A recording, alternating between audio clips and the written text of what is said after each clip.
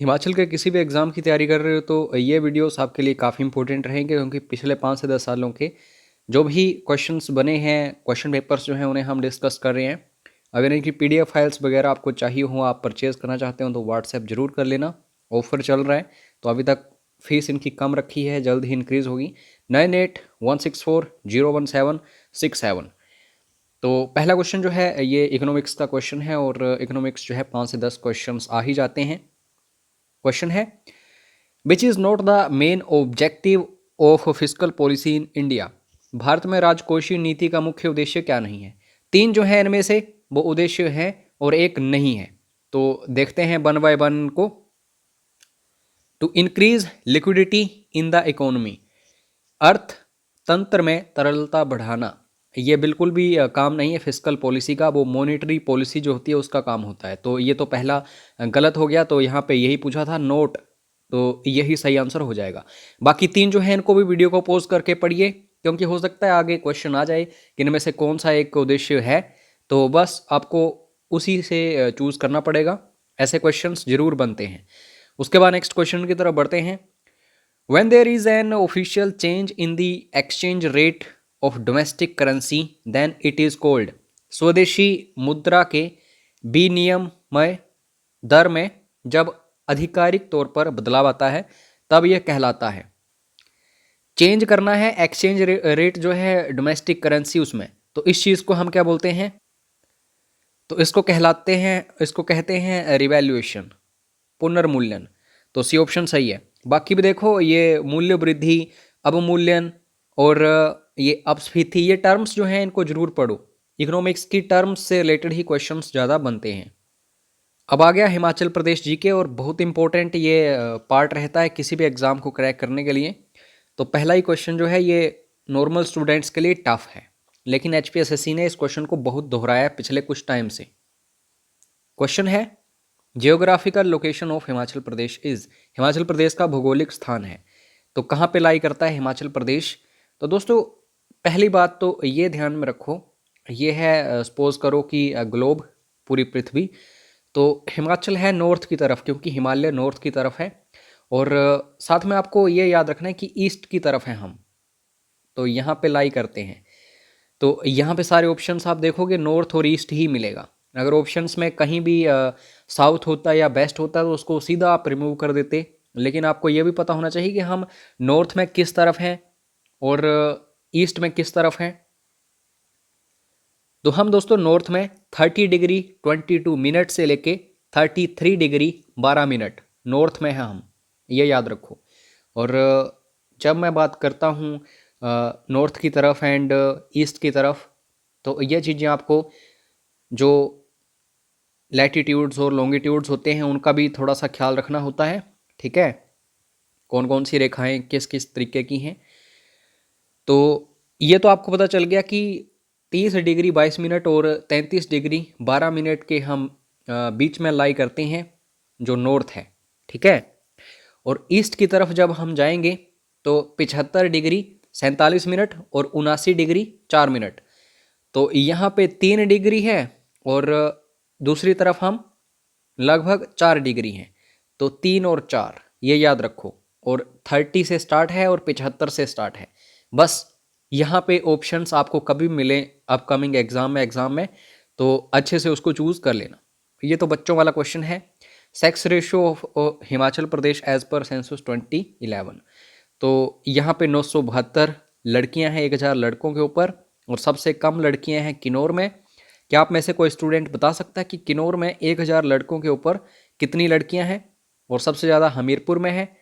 और हमीरपुर का भी बताइएगा कितनी लड़कियां हैं 1000 लड़कों के ऊपर। झीलों वाले क्वेश्चंस अब थोड़े से टफ आ रहे हैं। ये तो इजी क्वेश्चन है। Which is the largest artificial lake of Himachal. Natural lake कौन सी सबसे बड़ी है, तो ये रेणुका है। और आर्टिफिशियल जब बात करते हैं तो ये कौन सी है, गोविंद सागर लेक, बिलासपुर वाली। तो यहाँ पे डी ऑप्शन सही होगा। अब दोस्तों छोटी छोटी झीलें भी पूछी जा रही हैं, जैसे धानकर झील कहाँ पे है, किस जिले में है, ऐसे क्वेश्चंस बन रहे हैं। तो झीलों को जरूर पढ़ के जाओ अच्छे से। नेक्स्ट क्वेश्चन, गौरी देवी का टिब्बा। एक गौरी देवी का टिब्बा है, एक दियो टिब्बा है। इन दोनों में काफ़ी पजल होते हैं स्टूडेंट्स। गौरी देवी का टिब्बा जो है ये आपको मिल जाएगा कहाँ पे, चंबा में, और दियो टिब्बा मिल जाएगा कुल्लू में। तो इन दोनों को अच्छे से देख लेना, बाकी तो इजी है सारे के सारे टिब्बे जो हैं। उसके बाद नेक्स्ट क्वेश्चन भोरंज। अच्छा, एक बात ध्यान से सुनिएगा, अगर सपोज करो कोई नॉर्मल ज़िला है जिसमें ज़्यादा सब डिविज़न्स नहीं है और फेमस सब डिविज़न्स हैं, जैसे भोरंज की मैं बात करता हूँ तो ये हमीरपुर ज़िला जो है उसकी एक सब डिवीज़न है, और बहुत ही कम डिवीज़न्स हैं हमीरपुर में, क्योंकि हमीरपुर का एरिया जो है सबसे कम है ओवरऑल आप कंपैरिजन करोगे सारे ज़िले जो हैं, तो इसलिए पूछा है। ऐसा नहीं होगा कभी भी कि सपोज करो लाहौल स्पीति के भी डिवीज़न्स कम हैं, कोई शिमला का ऐसा डिवीज़न पूछ लिया जाएगा जिसको कोई जानता ही नहीं है। नॉर्मली उन्हीं को पूछा जाएगा, या तो जिला सबसे छोटा होगा, सबसे कम वहाँ पे डिवीज़न्स होंगे, या फिर जो फेमस सब डिवीज़न होगा। तो भोरन जो है ये आपको हमीरपुर में ही देखने को मिलता है, तो डी ऑप्शन सही होगा। और फेस्टिवल्स या फिर त्यौहार जो है उनको जरूर पढ़ के जाइएगा। Phulaich festival is celebrated in which district of Himachal Pradesh. Phulaich त्यौहार हिमाचल प्रदेश के कौन से ज़िले में मनाया जाता है? तो उखियांग भी शायद इसको बोला जाता है, तो ये किन्नौर का है, डी ऑप्शन सही है। उसके बाद डोंगरी फेयर, बूढ़ी दिवाली, ये भी क्वेश्चन बनता है, तो निरमंड कुल्लू काफ़ी फेमस है। Dongri fair is celebrated in which district of Himachal Pradesh. Dongri मेला हिमाचल प्रदेश को कौन से ज़िले में मनाया जाता है? तो आप यहाँ पे ए ऑप्शन देख सकते हैं, ए ऑप्शन डोंगरी देवी, हिडिंबा देवी जो हैं उनको भी बोला जाता है। ये क्वेश्चन जो है ये हाई लेवल एग्जाम्स में पूछा जाता था, एक टाइम था, लेकिन अब नॉर्मल हो चुका है question. The youngest girl of Himachal Pradesh to scale Mount Everest is. Mount Everest पर फतेह करने वाली हिमाचल प्रदेश की सबसे छोटी लड़की, तो डिक्की डोलमा, डी ऑप्शन सही है। क्वेश्चन आ सकता है कि डिक्की डोलमा जो है किस जिले से है, तो कमेंट करके बताना जरूर कि डिक्की डोलमा किस जिले से है। ये तो आसान क्वेश्चन है। Which is the longest serving chief minister of Himachal Pradesh? तो ये रहे हैं doctor Y S Parmar, Himachal के निर्माता भी इनको बोला जाता है, तो ए ऑप्शन सही होगा। और अगर क्वेश्चन आए फर्स्ट नॉन कांग्रेस सीएम, तो शांता कुमार चूज कर लेना। ये क्वेश्चन टफ है थोड़ा सा, ठीक है। इन दी बैटल ऑफ नेरटी शाहपुर कब हुई है, इसको अच्छे से देख लेना, क्योंकि अपकमिंग एग्जाम में क्वेश्चन बन जाएगा। नेरटी शाहपुर बैटल जो है 1786 में हुई थी, किसके किसके बीच में हुई थी, ये क्वेश्चन है मेन। राजा संसार चंद द्वितीय, ठीक है, हिमाचल के सबसे महान शासक रहे हैं ये, of Kangra defeated which of the following, इनको हराया था, चंबा के किस शासक को, इन्होंने राज सिंह को हराया था, तो सी ऑप्शन सही है। तो 1786 ये सन याद रखिए, इस ईयर को याद रखिए। लॉर्ड मेयो, ये क्वेश्चन तो सबसे ज़्यादा रिपीट होता है। लॉर्ड मेयो जो हैं ये शिमला में कब आए थे, तो यहाँ से क्वेश्चन पक्का है। तो सही आंसर जो होगा वो होगा दोस्तों यहाँ पे बी ऑप्शन 1871 ईस्वी में लॉर्ड मेयो आए थे। और सबसे पहले शिमला में कौन आए थे, लॉर्ड एमहर्स्ट, इनका नाम याद रखो, ये भी क्वेश्चन बहुत ज़्यादा पूछा जाता है। Himalayan hill state regional council, जिसको HHSRC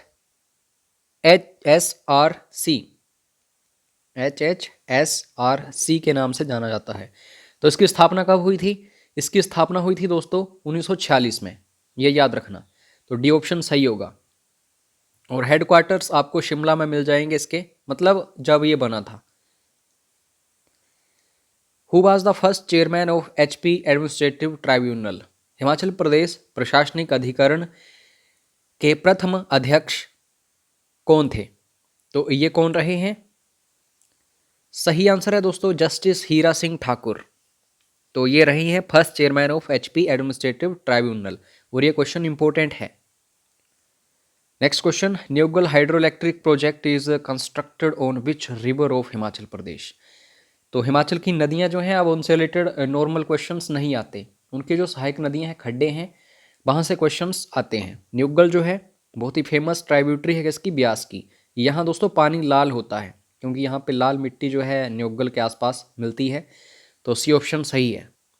next question, temperate forest research institute is located at which place of Himachal Pradesh. शीतोष्ण वन अनुसंधान संस्थान हिमाचल प्रदेश की किस जगह पर स्थित है? तो ये आपको शिमला में ही मिलेगा, ठीक है। बाकी हिमालयन फॉरेस्ट रिसर्च इंस्टीट्यूट जो है वो भी आपको शिमला में ही मिलेगा, और पालमपुर में जो एग्रीकल्चर यूनिवर्सिटी है वो मिलेगी। तो ऐसी चीज़ें काफ़ी पूछी जाती हैं। कसौली में भी काफ़ी संस्थान वगैरह हैं ऐसे, तो ऐसे क्वेश्चंस ज़रूर पढ़ के जाओ। Who is the author of recently published book reporting India? तो ये करंट अफेयर्स के क्वेश्चंस हैं, टोटली वेस्टेज ऑफ टाइम है, इनको ना पढ़े। अगर आपको पिछले 6 महीनों के करंट अफेयर्स परचेज करने हो, अगर आप किसी भी अपकमिंग एग्ज़ाम की तैयारी कर रहे हो, तो आप व्हाट्सएप ज़रूर करना। एग्जैक्टली कॉपी पेस्ट होंगे वो क्वेश्चंस आपके एग्ज़ाम में, ठीक है। तो एक बार मैसेज ज़रूर कर लेना। रीजनिंग वगैरह आपको टेलीग्राम के ऊपर मिलेगी। ये जो क्वेश्चंस आते हैं 95 HP स्टडीज़, तो उसको ज़रूर ज्वाइन कर लेना, उस टेलीग्राम चैनल को। जल्द ही हम पोस्ट करने वाले हैं वहाँ पे। Next question, which is the Upaveda of Samaveda? अब दोस्तों 4 वेद हैं और इन चारों वेदों के उपवेद भी हैं, तो इनको जरूर पढ़ के जाना। तो उपवेद जो है, हालांकि जो हमारा स्टडी मटेरियल का कोर्स है उसमें सब कुछ दिया गया है, ये एक एक क्वेश्चन है। उपवेद जो है सामवेद का, ये गंधर्व वेद है। बी ऑप्शन सही होगा। Which major rock edict of Ashoka is related to prohibition of animal sacrifice? मतलब पशु बलि रोकी गई है इस शिलालेख में। तो ये पहला ही शिलालेख है, मेजर रोक एडिक्ट 1, मुख्य शिलालेख 1। तो इसको याद रखना, इंपॉर्टेंट क्वेश्चन है। जो भी शिलालेख हैं अशोक के वो जरूर पूछे जाते हैं। गीत गोविंद, ये पुस्तक है किसके द्वारा लिखी गई है? तो पुस्तकें रचनाएं जरूर आती हैं। ये जयदेव के द्वारा लिखी गई पुस्तक है गीत गोविंद, सी ऑप्शन सही होगा। During the reign of which Mughal emperor painting reached at its zenith? हर एक मुगल अपने अपने काम के लिए जाना जाता है। इसी तरह दोस्तों जो जहांगीर है, चित्रकला जो है उसके टाइम के लिए बहुत ज़्यादा फेमस है। इनफैक्ट इसके टाइम में जो चित्रकार थे वो काफ़ी दूर दूर तक फैले हुए थे। हिमाचल में जो आपको लघु चित्रकला मिलती है वो भी इसी का नतीजा है। जहांगीर का शासनकाल जैसे ही ख़त्म हुआ तो उनको संरक्षण नहीं मिला, तो वो यहाँ वहाँ गए, हिमाचल में भी आए, और बाकी काफ़ी सारी रियासतें हैं छोटी छोटी, वहाँ पे आए। तो जहांगीर के टाइम में ये फेमस था। और बाकी आर्किटेक्चर के लिए शाहजहाँ काफ़ी फेमस था, आपको पता होगा, ताजमहल वगैरह वगैरह, लाल किला। मोपला रिविलियन, दोस्तों एक टाइम था तो रिविलियन जो है ये काफ़ी शुरू हुए थे अंग्रेज़ों के विरुद्ध। तो मोपला रिविलियन जो है ये काफ़ी पहले हमें देखने को मिल चुका था।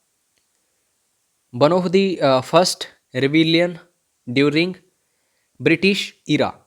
तो मोपला केरला 1921 ईस्वी में मोपला रिविलियन हमें देखने को मिला था। तो ए ऑप्शन सही है इसका। Indian national Congress split into 2 groups during which session? ये भी क्वेश्चन काफ़ी इंपॉर्टेंट है। इंडियन नेशनल कांग्रेस जो है ये बंट गई थी एक्सट्रीमिस्ट में और मॉडरेट्स में, गर्म दल और नरम दल। तो ये हुआ था, सूरत अधिवेशन हुआ था 1907 में। तो ए ऑप्शन सही है। फिर एक जिन्ना करके व्यक्ति आया था जिसके बारे में ऐसा कोई भी व्यक्ति नहीं होगा पता ना हो। तो 1916 में लखनऊ अधिवेशन हुआ था, तो उसने इन दोनों को आपस में मिला दिया था। और साथ में जो मुस्लिम लीग है और कांग्रेस जो है इंडियन नेशनल कांग्रेस, उसको भी मिला दिया था। लेकिन बाद में इस बंदे का दिमाग इतना ख़राब हुआ कि इसने पाकिस्तान बनवा दिया। तो ये टाइम टाइम की बात होती है दोस्तों, ज़रूरी नहीं कि जो व्यक्ति अच्छा है वो बाद में भी अच्छा रहेगा। तो खैर, उसके बाद next question, Panna Lal Ghosh, important है क्वेश्चन। जितने भी इंस्ट्रूमेंट्स हैं इम्पोर्टेंट जरूर पढ़ के जाना। पन्ना लाल घोष का संबंध कौन से संगीत वाद्यों से है? तो फ्लूट याद रखो, बांसुरी, इंग्लिश में बांसुरी को फ्लूट बोला जाता है। तो पन्ना लाल घोष याद कैसे रखोगे? ट्रिक क्या है? घोष, जब आप घोष बोल रहे हो तो काफ़ी हवा निकल रही है मुंह से, घोष। तो हवा कब निकलती है? जब हम बांसुरी बजाते हैं, फ्लूट। अब आपको ज़िंदगी भर नहीं भूलेगा, भूल के दिखाइएगा अगर हिम्मत है तो। Which planet has fastest rotation in solar system? तो इसका आंसर कैसे पता चलेगा दोस्तों? जो सबसे बड़ा होगा उसके ऊपर जो गुरुत्वाकर्षण है, फोर्स ऑफ फ्रिक्शन, ये सबसे कम होगा।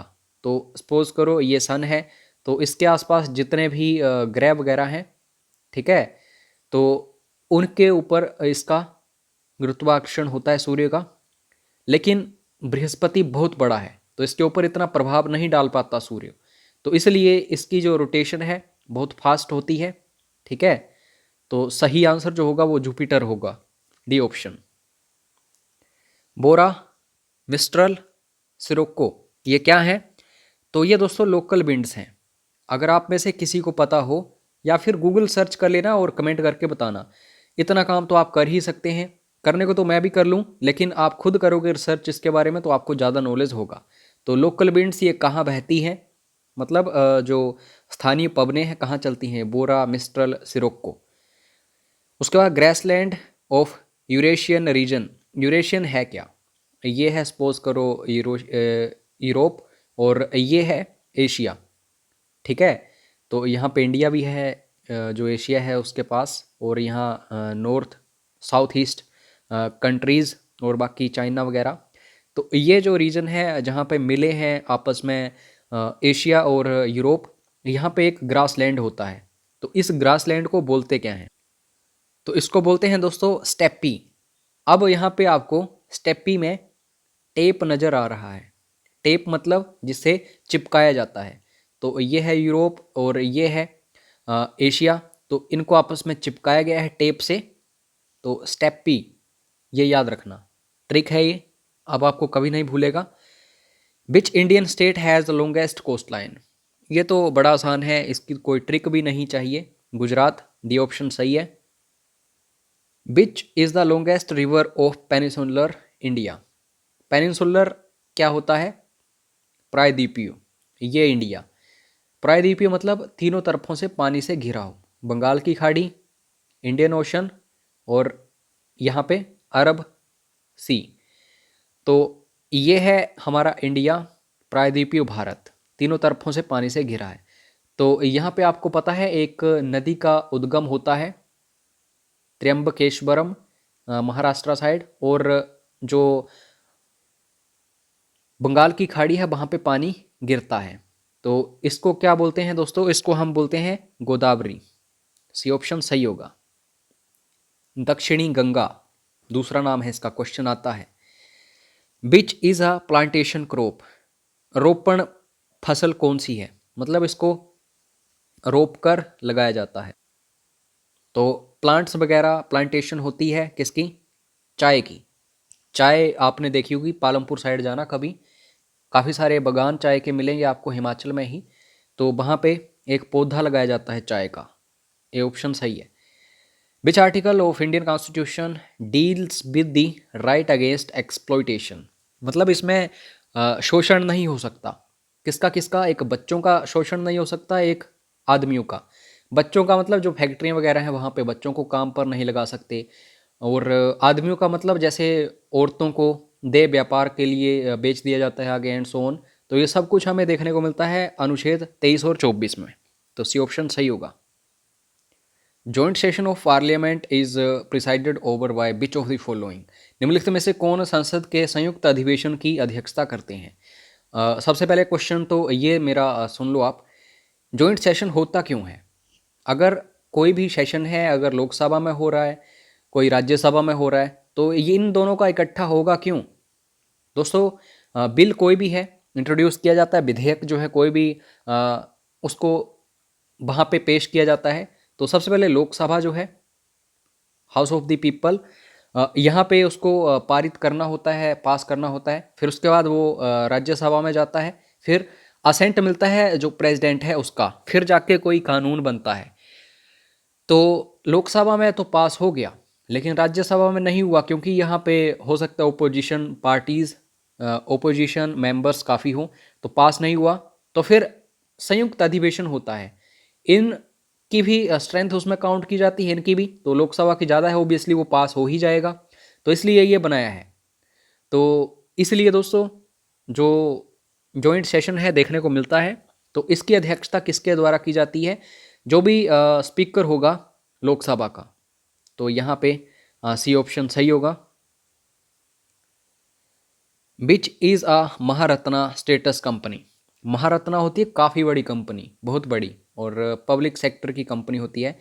स्टील अथॉरिटी इंडिया लिमिटेड, गेल, भेल, ये सारी की सारी हैं, काफ़ी सारी हैं, 8-9 है आई थिंक। इंक्रीज भी हो सकती है संख्या, कम भी हो सकती है, तो ये करंट अफेयर्स पर डिपेंड करता है। ऑल ऑफ दीज बिल्कुल सही आंसर होगा। आगे काफ़ी इंपॉर्टेंट क्वेश्चंस। शेविंग मिरर जो है दोस्तों, ये कैसा होता है? तो शेविंग मिरर जो है ये कन्वेक्स मिरर होता है। याद रखना है, सारे इंपॉर्टेंट हैं। गाड़ी का जो रियर व्यू होता है उसके लिए कौन सा मिरर होता है, and so on. Water gas जो है किन किन कंपाउंड से बनती है? इसमें क्या क्या होता है जो वाटर गैस है? तो इसमें कार्बन मोनोऑक्साइड होता है और हाइड्रोजन होती है। वाटर में हाइड्रोजन तो होगी होगी, लेकिन गैस के तौर पे कार्बन मोनोऑक्साइड होती है। तो ए ऑप्शन सही है इसका। लास्ट क्वेश्चन है और आप सभी के लिए है, आपको कमेंट बॉक्स में इसका सही आंसर बताना है। मैं ये चेक करना चाहूँगा कि वीडियो के लास्ट तक कौन बना रहा। 21 मिनट 22 मिनट तक कौन स्टडी कर सकता है लगातार? क्या आप में इतनी हिम्मत है कि आप 22 मिनट तक लगातार स्टडी कर सकें? तो मीजल्स जो है दोस्तों किसके कारण होता है? तो यहाँ पे सारे के सारे ऑप्शंस आपके सामने हैं, कमेंट करके बताना। और ये नीचे जो इंग्लिश हिंदी आप देख रहे हैं, ये आपको मिल जाएगी टेलीग्राम के ऊपर। और परचेज़ करना चाहते हैं इन क्वेश्चन पेपर्स को, अच्छे से टाइम से तैयारी करना शुरू कर दोगे आप तो आपके लिए बेटर रहेगा। तो परचेज़ कर लेना व्हाट्सएप करके 9816401767। मिलते हैं नेक्स्ट वीडियो में। जय हिंद, जय हिमाचल।